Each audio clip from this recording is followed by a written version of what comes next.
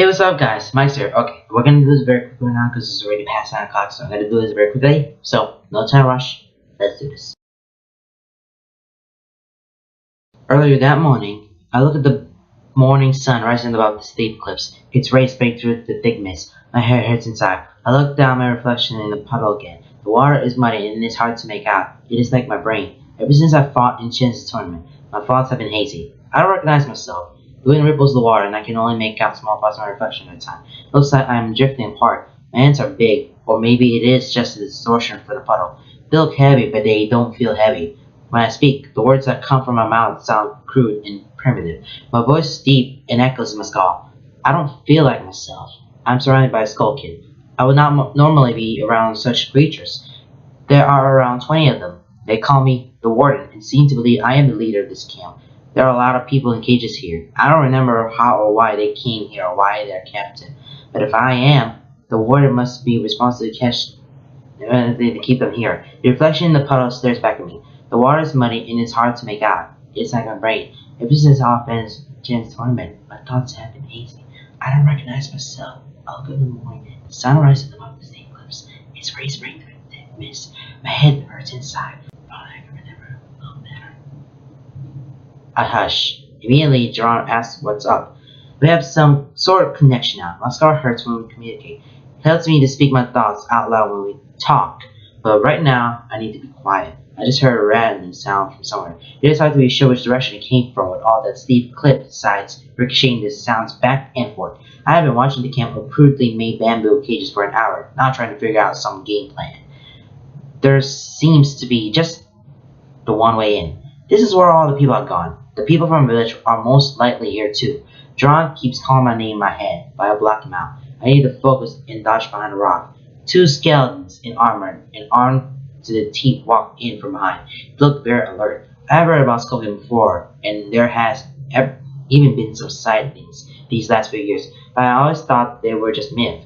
Yet here they are. They speak with guttural, croaking voices which chill my bones. I'm sure I heard something. Keep those eyes peeled.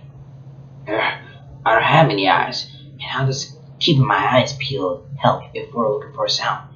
You can't see a sound. What it will look like?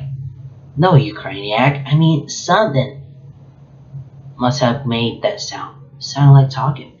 But how can a something talk? And why would a something talk to itself? And maybe we're looking for two somethings then. Shut up. Keep looking.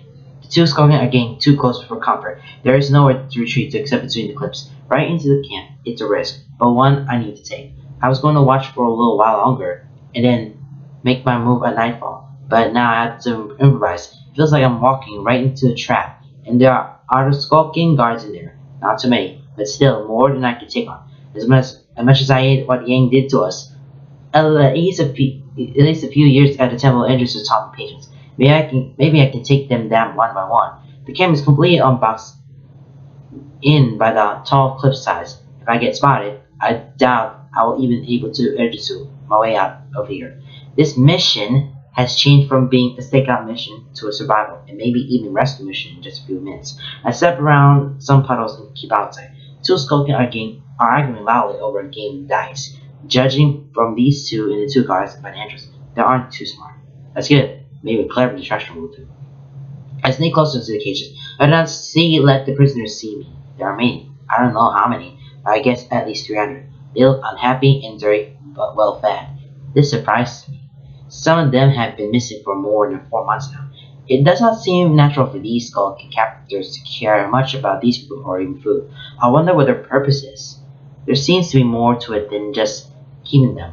One such really catches my eye. It is small and differently built than others. I spot my fellow students from the temple agency. 4 of them. If I can get them out, may have a fighting chance against skulking guards. This is now officially a rescue mission. I check to the coast is clear and dash towards them. I am blasted and slam against the rock wall hard. Everything turns purple.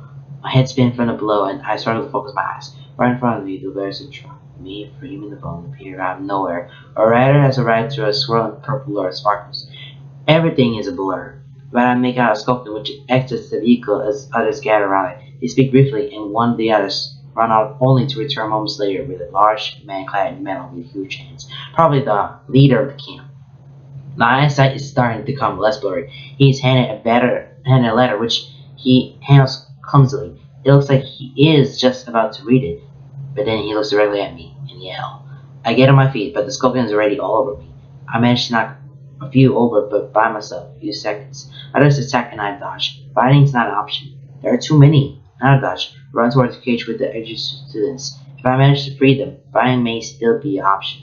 But the big guys block my path to the cage. My friends have seen me now and call out to me. The big guy charged, but I edge to over him and he shatters 2 or 3 of the skulking who are on my tail.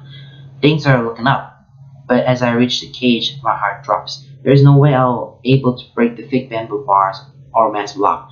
I'll tell my friends to retreat into the cage. I can't break it, but I know I can. The big guy comes at me again. I roll all the way and this huge metal fist misses my head by an inch. No sound of breaking bamboo. I pitch pain cry. I get on my feet. The cage is intact. My attacker is rubbing his hand in pain. I am surrounded. I look up. Deep rock walls. Edges isn't light. No way I will be able to escape. The fist comes at me again. Feels warm as it connects to my chin.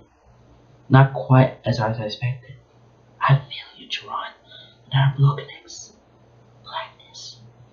That is the end of another chapter. I know it's gonna be too faster than what it is, but you know the deal. But if you watch this one in the slow motion, you will understand what I was saying. Even though it's very fast, it's very challengeable. And those who don't know, he's looking at the point of view and look at the big muscly guy with some metal arms on it. He's referring to Karloff. Okay guys, that is the end of this video once again, like I said. And I'll see you guys next time. Bye.